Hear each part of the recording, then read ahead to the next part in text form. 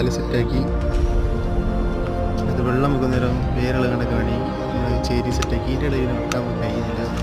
വേരളക്കി വെച്ച് കഴിഞ്ഞാൽ ചേരിച്ച് ഇപ്പോഴുള്ള പന്തൽ നമ്മൾ സെറ്റാക്കി ഇതൊക്കെ ടൈറ്റ് ചെയ്ത് കൊടുക്കണം.